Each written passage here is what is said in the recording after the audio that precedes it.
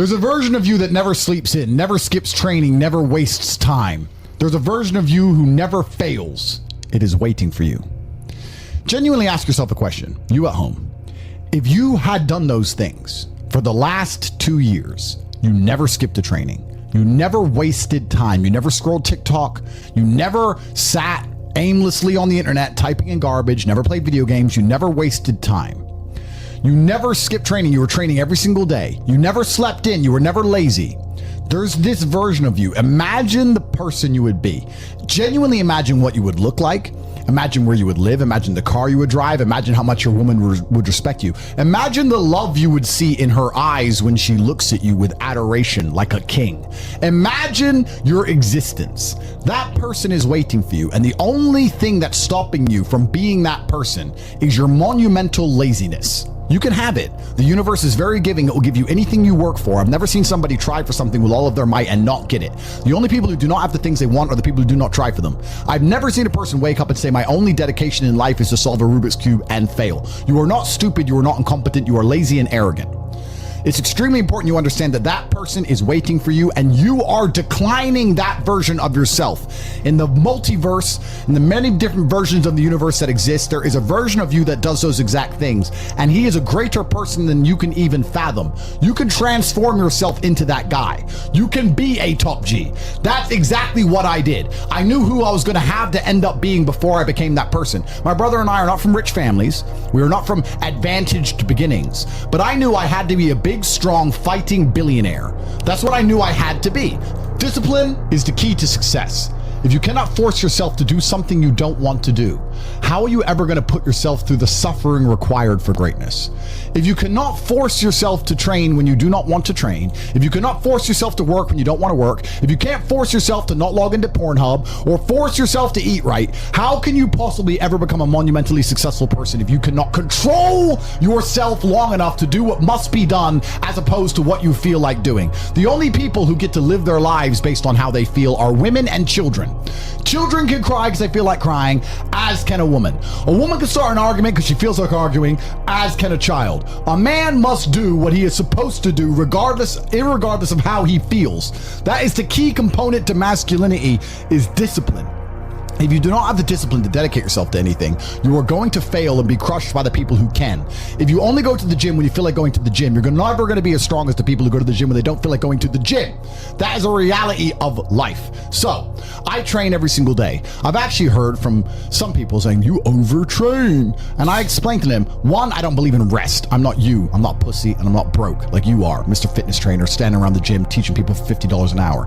I don't need to listen to you. Secondly, I don't train because I want to get bigger. I train every day because it is difficult to train every day. It hurts. I don't want to. I wake up and I'm busy. I have other things to do. I don't feel like doing it. So I force myself to do it 7 days a week, 365 days a year, so that I know I'm the kind of person who can do what he doesn't want to do when it needs to be done. I am that man. And it is more of a mental exercise than a physical exercise at this point.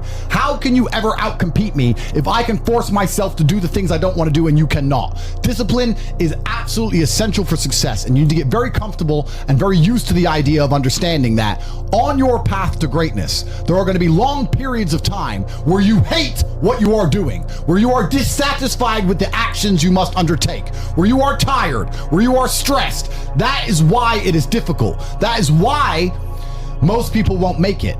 If the path was easy, everybody would walk it and it would lead nowhere. 100 people start the path, 99 fall off because it is difficult, and the one person who makes it to the end gets the gold. If all 100 made it to the end and the gold was divided by 100, it wouldn't even be worth anything. The difficulty gives it value. The fact that it is difficult to do is the key component into the fact you want it in the first place. If it wasn't difficult, everyone would have it and you wouldn't want it because no one would respect it. It's supposed to be hard. Life is supposed to be hard. You're supposed to think this is terrible. You're supposed to suffer and smile through the pain regardless. Discipline is the key to success in all realms as a man. And if you lack it, you stand no chance. You can give most people a roadmap to success. You can give them a Ferrari with a full tank of gas, and a lot of people still wouldn't make the destination because they would say the drive is too far away.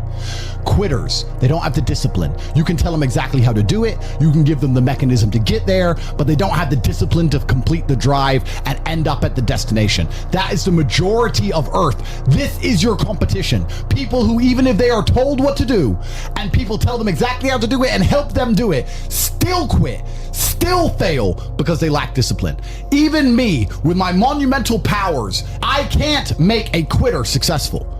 It doesn't matter how good I am. It doesn't matter how easily I make it for them to succeed. It doesn't matter how compendious and concise and powerful the real world is. It doesn't matter how much I text them and motivate them, how many emergency meetings I do to try and talk to them and hype them up, how much motivation I give them. It doesn't matter what I do. If they are a quitter, guess what they're going to do? They're going to quit. No matter how simple the map is to read, no matter how fast a Ferrari is, somewhere along the drive, the sun's going to get in their eyes, and they're going to sit there and go, I don't like this, this is hard, and they're going to quit. Quitters are the number one type of people that nobody can help. If you're a quitter, I can't help you, life can't help you, God himself cannot help a quitter. So if you lack discipline, you lack the very basic building block to any type of success which exists on the planet. By every single metric which can be measured with science, you are going to stay a loser and a failure. The key is to keep training. If you train hard every single day, you don't have to worry about a little bit of vitamin C. It's true. If you don't train and you don't smoke, you're still going to be a pussy. Yes. The answer is always hard work. As soon as you are granted life, you are guaranteed death. What you do in between is up to you. You are all conscious. That could end tomorrow, that could end in 100 years. But the time between the beginning of your consciousness and the end of it is completely up to you. Training is never the wrong decision. If you're in jail, you should train. If you are free, you should train. If you are rich, you should train. If you are poor, you should train. If you smoke, you should train. If you don't smoke, you should train. If you drink, you should train. If you don't drink, you should train. You cannot escape that hard work is always the correct decision. There is no time in any scenario when working hard is going to be the wrong answer. You should always try your very best in all things. I will smoke 10 cigars a day and beat the shit out of you because I train harder than you can possibly fathom. Pain is an extremely important part of the equation. Pain is the elixir of success. When people say this bad thing happened to me and I'm suffering, I say good. It is pain which is required. It's one of the elements in the chemical reaction. If a chemical reaction requires 5 particular distinct compounds and you have 4 and you're missing 1, it simply doesn't work. Pain for a man is one of the most important elements in becoming successful. Batman is Batman because they killed his parents. If they did not kill his parents, he would not be Batman. You're supposed to suffer. You're supposed to take that pain. The worst thing that can happen to you as a man is you live a life with no pain in it. To be born into a rich family and have a nice easy life and be given money and you don't have to go to the gym and not have to train because you have bodyguards and sit around like a fuck up. You're going to be miserable and unhappy and a drug addict buying prostitutes. You're only going to have women who adore you. You're only going to feel confident in yourself and feel happy when you've been through hell and come out the other side. The pain is required, and you'll often notice that people who are better than you are people who have suffered more than you have suffered. So the person who is waiting for you, he requires your motivation. It also requires huge amounts of pain. So when bad things happen to you, do not sit at home and lament. Do not feel sorry for yourself. Instead, look in the mirror and say, thank you, God, for giving me one of the ingredients that is needed for the chemical concoction that is going to turn me into a superhero. Because pain is an extremely important one. In fact, it's one of the most important ones for a man. Everything is war. All of it. Sitting in the commute without losing your patience is war. Trying to find a way to escape your slave job is war. Keeping your wife happy and your children inspired is war. Training to become stronger than before is war. It is all war, and it cannot be avoided. And I'll tell you why it's war, because war is 2 opposing sides trying to achieve the same goal. 2 opposing sides want the same land or the same influence over X land. And the car you want, the Ferrari, you're not the only person who wants it. The reason it's so expensive is because others people want it. The girl you want, the beautiful woman, everyone wants her. It is war. It is competition. Everything about life as a man is war. It is conflict because you are competing against the other men who want it the same, which is why discipline is such an important thing, which is why you must take the pain and add it to the concoction to become as formidable as possible. Life is war. This idea that you can go through life as a man and avoid war is probably the biggest mistake that most men make, because it is impossible for you to achieve anything significant without war. Running a business is war.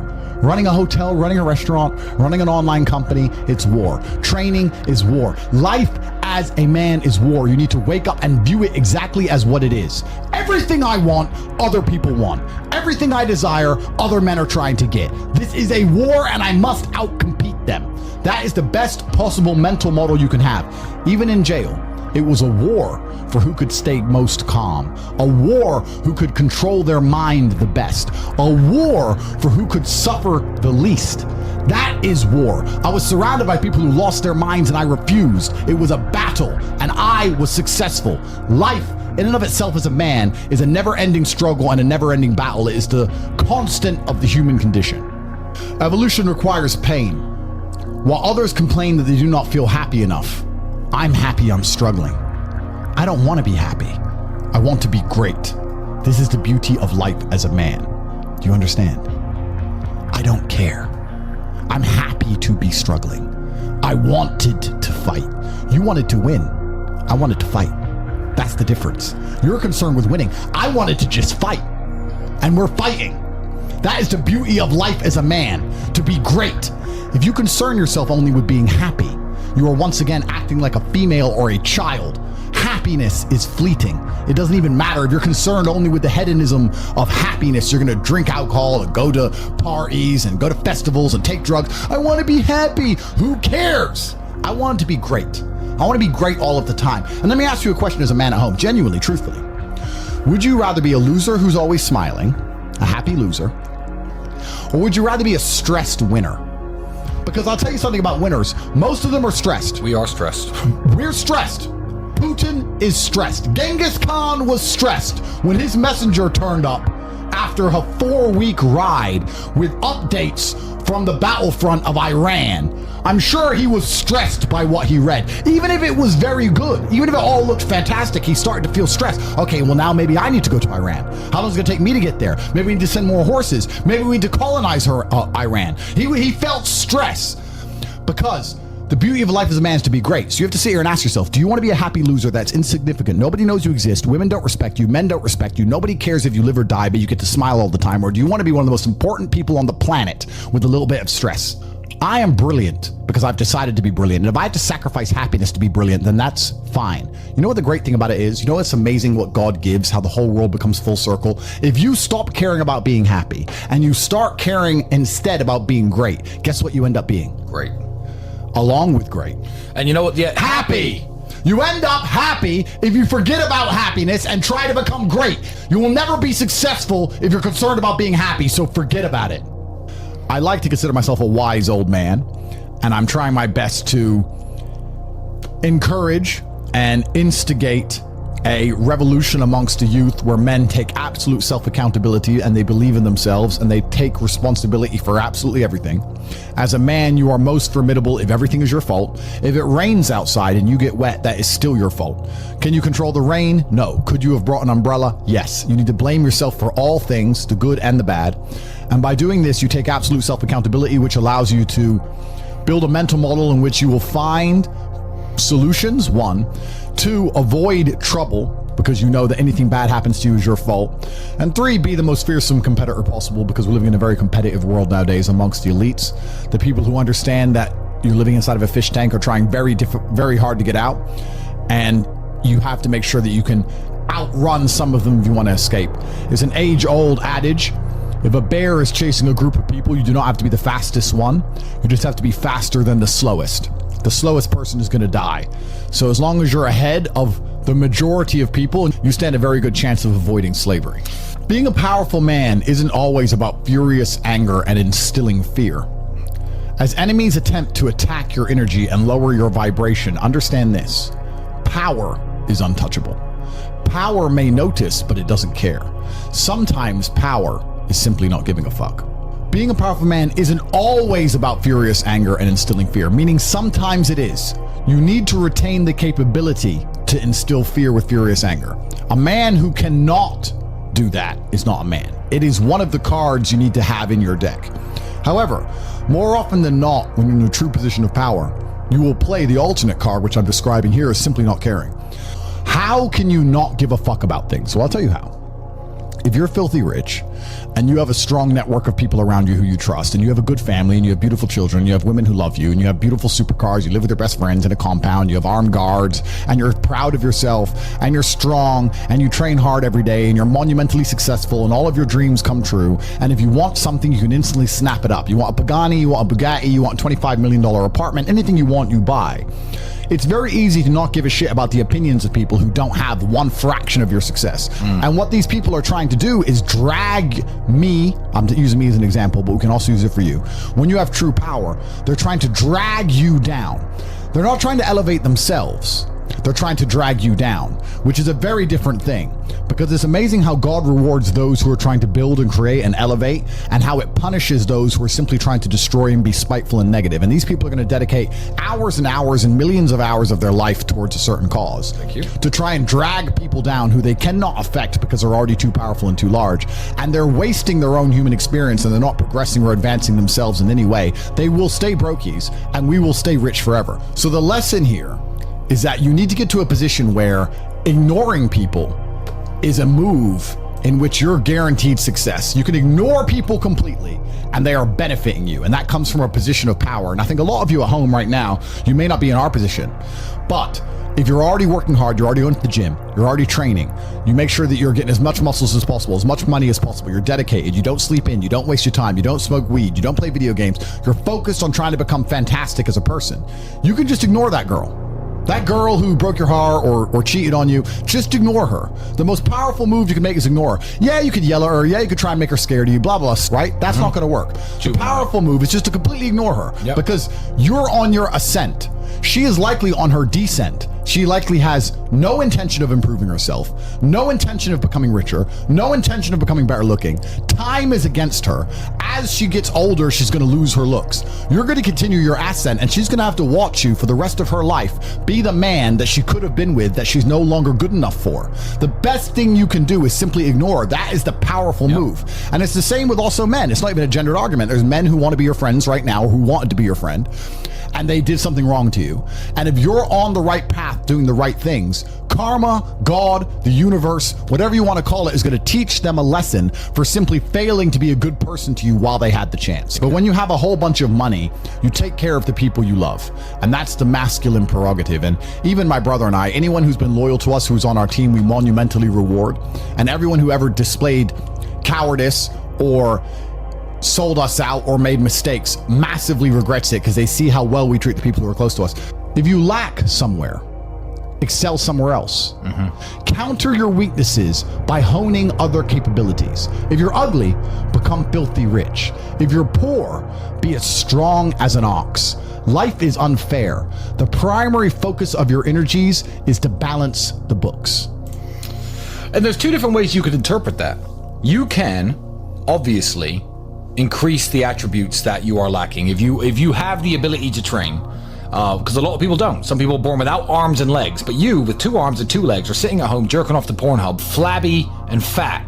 If you have the ability to train, you should be doing it. But also, there are some things that some people are just better at, and you can counteract that problem by teaming up with people who compensate for your weaknesses. People who are strong in areas where you are weak, and you team up with people where you are strong in areas where they are weak. I don't think between the people in this house and our group of friends, we lack anything. Correct. Anything. Correct. Literally anything. We can sit as a group and have a conversation about anything with anyone in the world and give useful insight and change people's lives for the better, because although I am not perfect, our team compensates one for each other. And that's the point of brotherhood.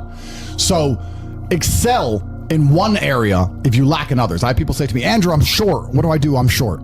Okay, God made you short. Fine, good. Doesn't matter. You can't change it. What you can do is become as strong as an ox and become filthy rich and monumentally important and extremely influential. You can do that. People say, I'm poor. You should be strong. Oh, I'm strong, but I don't have any money. Okay, then teach others to be strong. Yes. There's always a way you can take your advantages and use them. And by teaming up with other men, other people, you can build a team in which there are no weaknesses.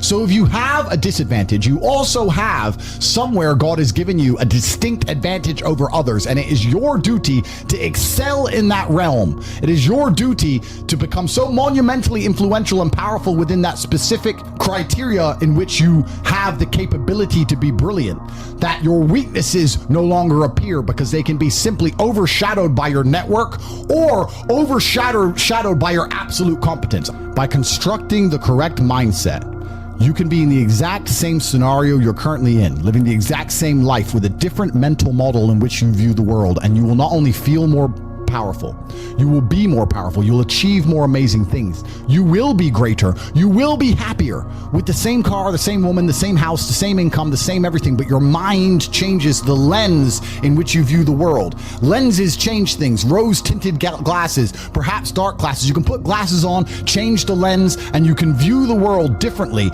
by changing how your mind is constructed and put together and the way you view the world. That is the point of mental Aikido.